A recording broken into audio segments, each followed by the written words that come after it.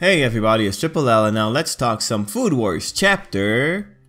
I just read the chapter 247. There we go. Okay, 247. And let's just start it off by saying, man, this was such a feel-good chapter. I'm so happy what they did with this one. You know, like, you guys watched the videos, you guys know my opinion from the last one and how I was like just pretty interested about the interaction thing, or not the interaction thing and the interpretation thing on the Megumi thing. But like, this chapter just made it feel really good, and it made everything feel valuable, as a team should be. But yeah, it's a really feel-good chapter. Between this and like the Erina and Soma stuff, I'm pretty happy with this chapter on an emotional level. So let's just talk about it. So, like, for me, there's really just two highlights, and then the last bit is just confirmation of what we already guessed at when it came to the pairings. But let's just talk about the really nice little bits here. I'm just bringing up the pages again so I know what I'm talking about. Make sure I got this right. Anyway, so a good chunk of it is spent bumping up Megumi, or not bumping her up, but giving her the credit she deserves when it came to the thought process behind Erina's dish.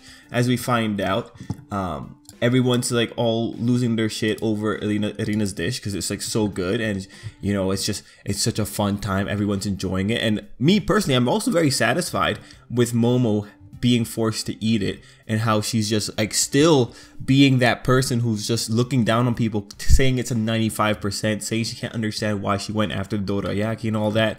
And then, you know, when we finally get to see her break down, I'm not gonna lie, it's not cute for some of the panels. Some of the panels is not cute. Some of the panels is still a little bit cute, but I really enjoy seeing her struggle against the goodness that is the thing that Erina made.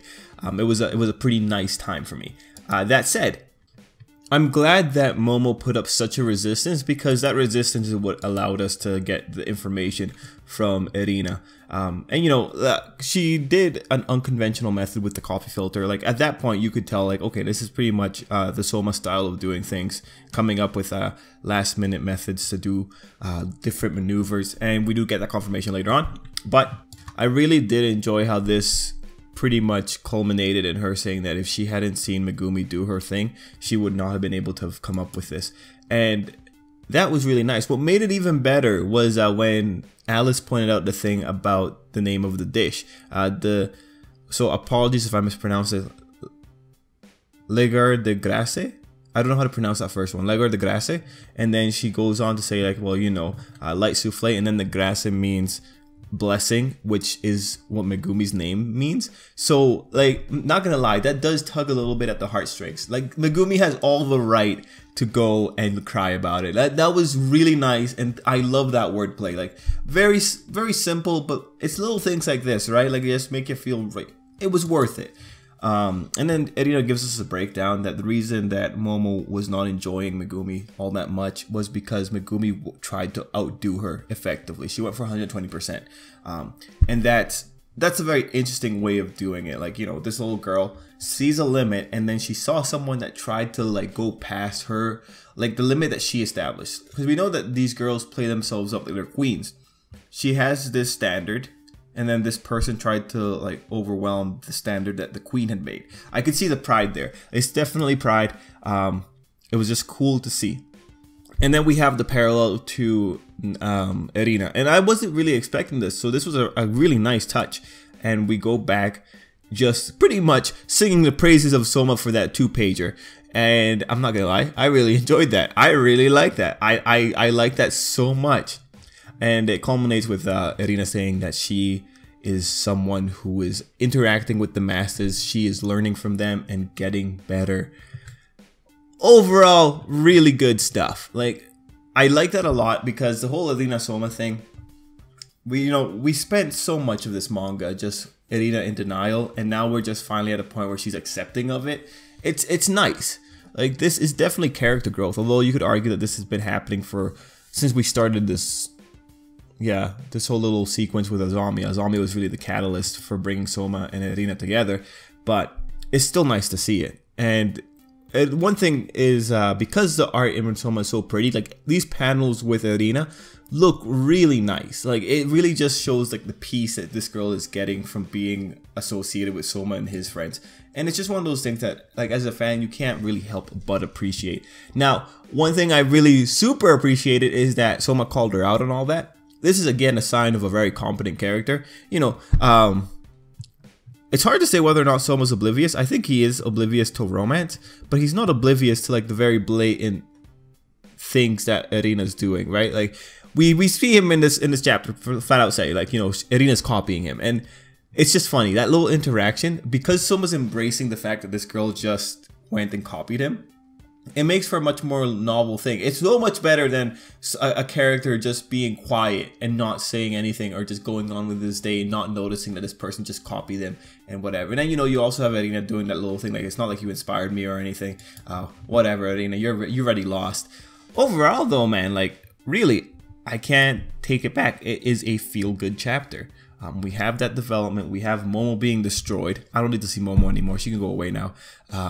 We have Erina embracing the Soma method of cooking, and you know, Erina paying homage to her friend Megumi, and then that whole thing with the name. Like, actually thinking about it, the name thing, probably my favorite part of the whole thing, just because that hit home. Anyway, let's see, any other things before we move into the last little bit? Not really. No, not really. Erina won. And then we're going into the fourth bout, or finishing it up, and it's Tsukasa and Ishiki, and Rindo and Takumi. So that's it. Those were pretty much the matchups that we were guessing at a few chapters ago when we saw that Soma was sidelined. It wasn't that much of a surprise. It's cool to see it here, just to confirm it, but it looks like next time we're going in for Ishiki and Tsukasa, and I'm not gonna lie, I'm pretty excited. Personally, I really want Ishiki to win, but like, the narrative isn't saying that he's gonna win unless they decide to pull an upset, like say that Rindo's actually the best one, but then that takes away from Soma wanting to beat Tsukasa. It's gonna be interesting. The way I see it though, you know, I'm thinking about it, like, Ishiki's supposed to be a prodigy, right? And then Soma is gonna go, if Ishiki loses and Soma goes up against Tsukasa, it's just an issue of, I don't know, man. I feel like the prodigy, sorry, I said that wrong. Prodigy that went so easy against Nene, who is like really most likely the real strongest second year student, has a better shot at beating the first year or the third year student over Soma, who is pretty much trial and error and lose and then win again next time. You know, I just part of me is disappointed. Well, wait, why am I disappointed? It hasn't happened yet. Who knows? There might be a surprise. Anyway, my overall thought is like, I see this and I hope that Ishiki wins, just because that would be really cool. And like, it kind of put it in perspective just how incredible Ishiki is. I could see him not winning though, because we need to get this for Soma and Erina. The thing is, if it's actually going to be really interesting if both, actually we don't know, it's guaranteed Takumi's going to lose. But if Ishiki loses as well, then it's just Soma and Erina versus the final two strongest people, and it's just gonna, oof, I don't know, man. It's gonna be tough. And then you have to wonder, are we gonna have the fatigue thing again? Well, like, Megishima fatigued Rindo, and we saw how bad she was off. So if they manage to fatigue both of them again, and they have to do their 24-hour thing again, then they're pretty much screwed, because like the next day, it's gonna start and they're gonna be in their bad condition anyway. Because it seems like they're not in their bad condition now, but seeing how hard Rindo had to hibernate, you know, that it's gonna be kind of ridiculous if we go with that direction. It's gonna be kind of ridiculous. It's gonna be funny. To some degree, there's a funniness in like seeing Rindo come to the place in blankets and then barely be able to cook. But then that wouldn't be a very satisfying victory. Anyway, guys, let's end it there. Thanks for watching. Till next time, let me know what you thought down below, and yeah, have a good day.